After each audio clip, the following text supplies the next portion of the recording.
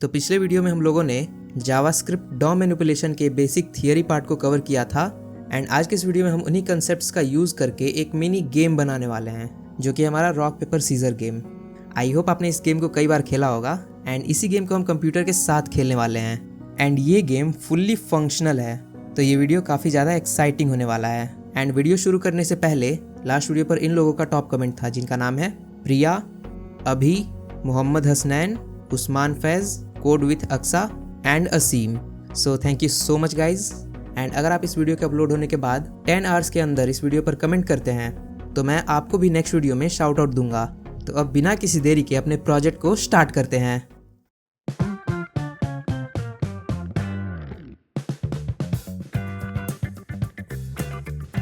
तो फ्रेंड्स, यहाँ पर मैंने ऑलरेडी HTML और CSS का कोड पहले से लिख रखा है एंड आप इस कोड को डिस्क्रिप्शन में दिए लिंक से एक्सेस कर सकते हैं या फिर आप चाहें तो एक बार इस वेबसाइट के डिज़ाइन को आप खुद से भी बनाकर ट्राई कर सकते हैं। इससे आपकी प्रैक्टिस अच्छी हो जाएगी HTML और CSS में।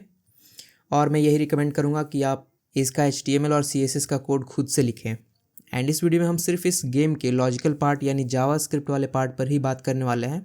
ओके, तो चलते हैं अपने VS कोड पे और यहाँ पर script.js नाम से हमें एक फ़ाइल क्रिएट कर लेना है और इसे मैं स्प्लिट स्क्रीन में यहाँ पर ओपन कर लेता हूँ ताकि एक तरफ हमें HTML का कोड दिखता रहे और दूसरी तरफ हमें हमारा जावास्क्रिप्ट का कोड दिखता रहे।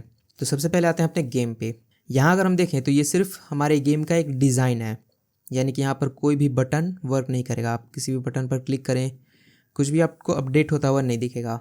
तो अब हमें इस गेम को फंक्शनल बनाना है। तो एक एक करके सारे स्टेप्स को हम समझते हैं।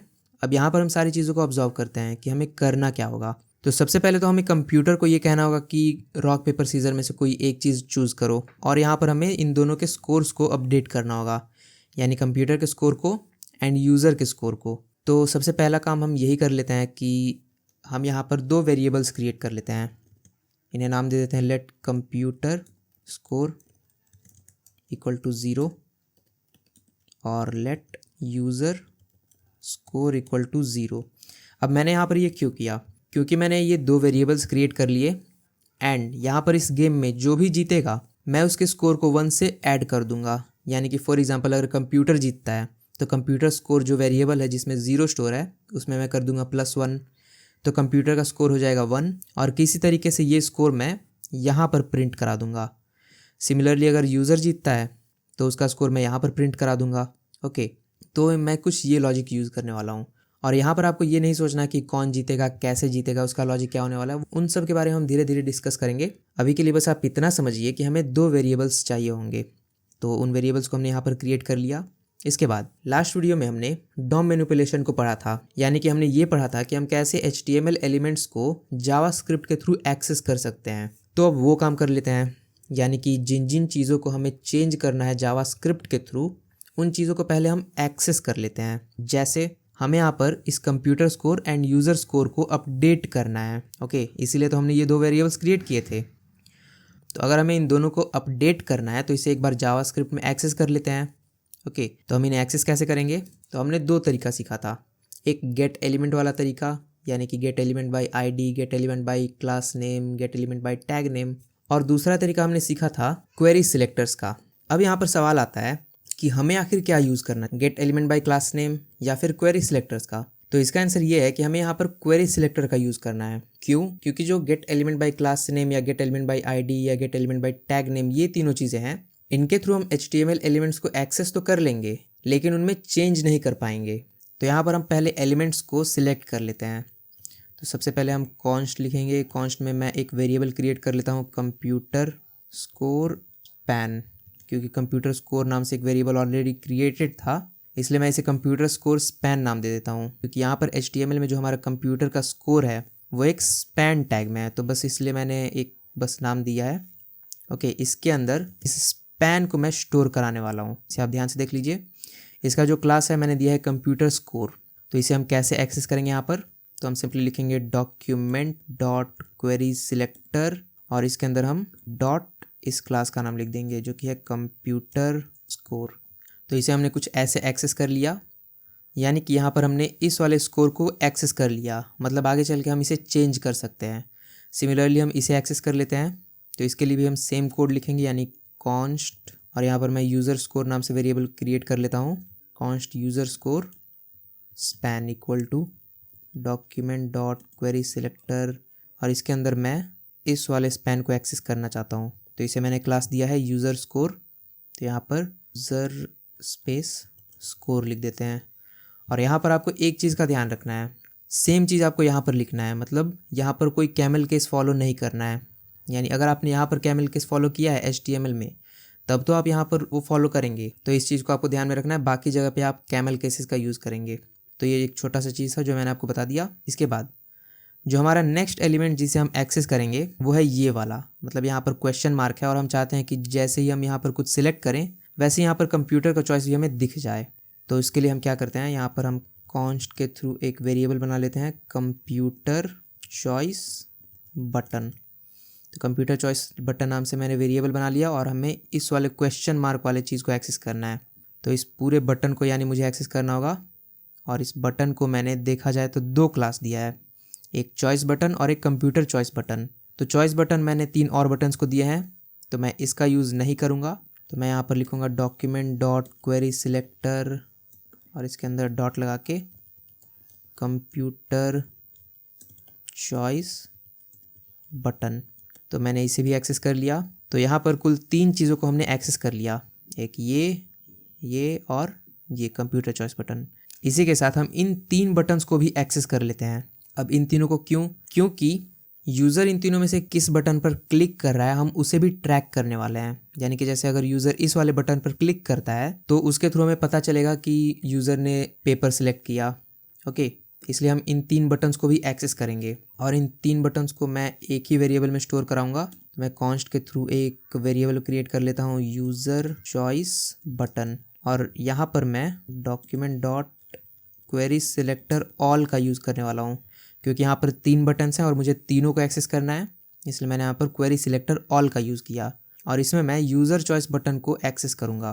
तो मैं यहाँ पर dot user choice button type कर दूँगा, एंड इसके बाद लास्ट में हमें इस रिज़ल्ट को एक्सेस करना है। यानी कि यहाँ पर ये जो टेक्स्ट लिखा हुआ है सिलेक्ट योर मूव, जैसे ही यूज़र अपना कोई मूव सिलेक्ट करता है उसके बाद हम यहाँ पर रिज़ल्ट शो कराएंगे कि विन है, लूज़ है या ड्रॉ है। ओके, तो इसलिए हम इस वाले को भी एक्सेस कर लेंगे, यानी कि इस रिज़ल्ट को हम एक्सेस करने वाले हैं। तो इसे हम कॉन्स्ट रिज़ल्ट ही नाम दे देते हैं, result equal to document dot query selector, और इसके अंदर हम टाइप करेंगे डॉट रिज़ल्ट। तो यहाँ तक हमने सारे एलिमेंट्स को एक्सेस कर लिया, यानी जिन भी एलिमेंट्स को हम चेंज करने वाले हैं उन सभी एलिमेंट्स को यहाँ पर हमने एक्सेस कर लिया। इसके बाद अब मैं यहाँ पर कमेंट करके कंप्यूटर्स चॉइस फंक्शन लिख दूँगा। मतलब क्या कि अब हम एक फ़ंक्शन बनाने वाले हैं, जो फंक्शन क्या करेगा, कंप्यूटर के चॉइस को ट्रैक करेगा। हम कुछ ऐसा करेंगे कि कंप्यूटर जो है तीनों ऑप्शंस में से किसी एक को सिलेक्ट करे। तो एक जनरल फंक्शन का सिंटैक्स लिख लेते हैं। तो हम पहले लिखेंगे फंक्शन कीवर्ड, एंड अपने फंक्शन का नाम हम दे देते हैं गेट कंप्यूटर चॉइस, एंड इसके अंदर हम कोई भी पैरामीटर पास नहीं करने वाले हैं। और इसके बाद हम क्या करते हैं, कंप्यूटर चॉइस को हम एक्सेस कैसे करेंगे। तो सबसे पहले हम लेट चॉइसेस इक्वल टू एक एरे क्रिएट कर लेते हैं, जिसमें हम लिखेंगे रॉक पेपर एंड सीजर्स। तो यहाँ पर हमने एक चॉइसेस नाम का एरे क्रिएट किया है जिसके अंदर 3 एलिमेंट्स स्टोर हैं, रॉक पेपर एंड सीजर्स। अब यहाँ पर हम कुछ ऐसा लॉजिक यूज़ करने वाले हैं जिसके थ्रू कंप्यूटर जो है इन तीनों में से किसी एक ऑप्शन को सिलेक्ट करेगा।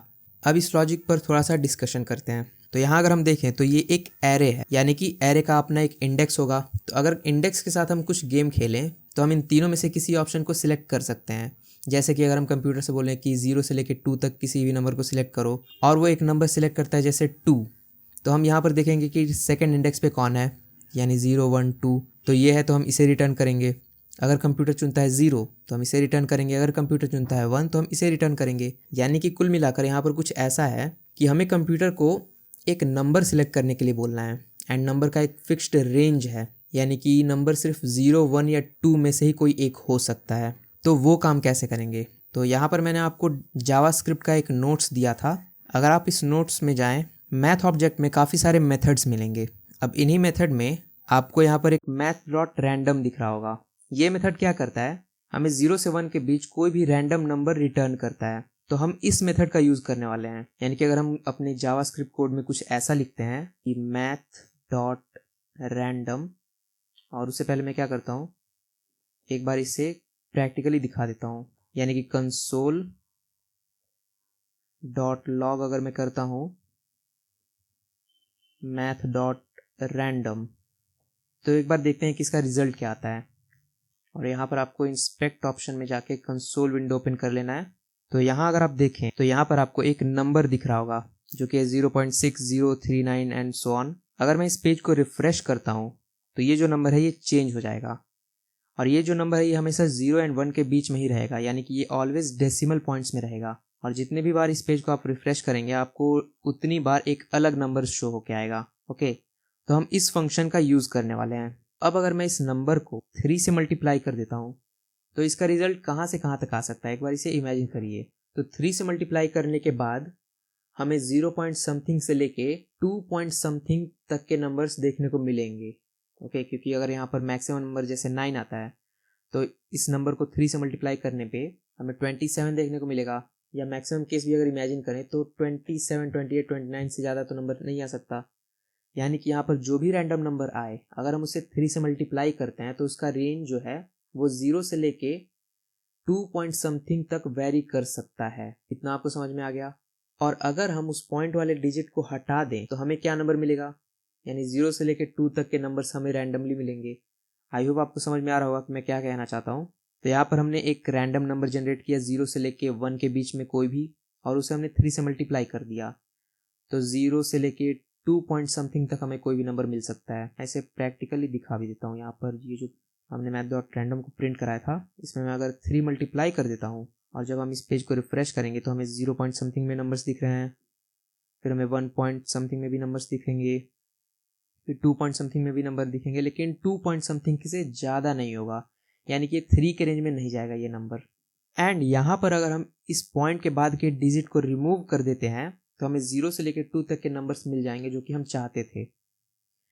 यानी कि अगर आप इस नोट में वापस जाएं तो आपको एक मैथ डॉट फ्लोर नाम का मेथड मिलेगा, और ये मेथड क्या करता है, पॉइंट के बाद जो भी नंबर्स होते हैं उन्हें रिमूव कर देता है। तो अगर हम इस फंक्शन का यूज़ करते हैं तो पॉइंट के बाद के सभी नंबर्स जो है रिमूव हो जाएंगे।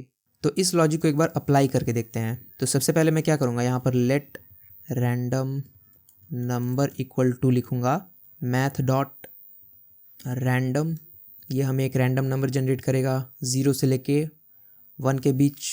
मैं कमेंट करके यहाँ पर लिख भी देता हूँ, returns random number between 0 to 1। Okay, and इस रैंडम नंबर को हम क्या करते हैं, इक्वल टू कर देते हैं रैंडम नंबर मल्टीप्लाइड बाई 3, यानी कि इसे 3 से मल्टीप्लाई कर देते हैं। तो ये क्या करेगा, returns random numbers between 0 point something to 2 point something, ये कुछ ये हमें रिटर्न करेगा।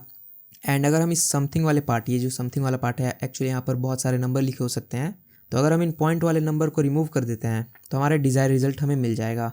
यानी कि हम कुछ ऐसा करते हैं कि रैंडम नंबर इक्वल टू हम करते हैं मैथ डॉट फ्लोर, और इसके अंदर हम रैंडम नंबर को ही पास कर देते हैं।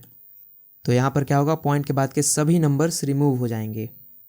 और अगर मैं इस लॉजिक को यहाँ पर कुछ लिख दूँ, यानी कि मैं इसे यहाँ पर लिखता हूँ और मैं अगर यहाँ पर रैंडम नंबर को प्रिंट कराता हूँ कंसोल डॉट लॉग करके रैंडम नंबर, तो ज़रा इसका एक बार आउटपुट देखते हैं कि हमें क्या देखने को मिलता है।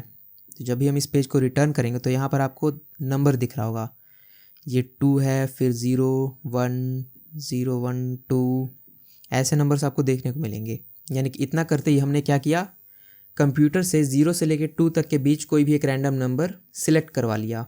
अब हम क्या करते हैं, पहले तो इस वाले कोड को हम रिमूव कर लेते हैं, एंड इस फंक्शन के अंदर हम क्या करेंगे, हम यहाँ पर एक वेरिएबल बना लेते हैं let choice equal to choices, और इसमें हम पास कर देते हैं रैंडम नंबर। तो मैंने एक वेरिएबल बनाया चॉइस नाम से, और ये जो चॉइसेस नाम का हमारा एरे था इसके किसी एक एलिमेंट को मैं एक्सेस कर रहा हूँ। कैसे, तो यहाँ पर रैंडम नंबर के थ्रू हमें 0 1 2 में से कोई भी एक नंबर मिलेगा, और फॉर एग्जांपल यहाँ पर हमें 0 मिलता है, तो यहाँ पर क्या पास होगा, चॉइसेस 0, यानी कि चॉइसेस एरे का 0th इंडेक्स पर जो एलिमेंट होगा वो रिटर्न हो जाएगा, जो कि है रॉक। वैसे ही अगर हमारा नंबर होता है 1 तो पेपर रिटर्न होगा, अगर हमारा नंबर होता है 2 तो सीजर्स रिटर्न होगा। एंड लास्ट में हम इस फंक्शन में रिटर्न करा देते हैं इस चॉइस को। तो हमने कंप्यूटर के चॉइस को रिटर्न करा दिया। तो आज के लिए बस इतना ही, एंड इसके बाद का जो लॉजिक है उसे हम कवर करेंगे नेक्स्ट वीडियो में। एंड अगर आपने इस वीडियो से कुछ नया सीखा तो वीडियो को लाइक करें, शेयर करें, एंड चैनल पे नए हैं तो सब्सक्राइब करें। मिलते हैं आपसे जल्दी नेक्स्ट वीडियो में प्रोजेक्ट के सेकंड पार्ट के साथ।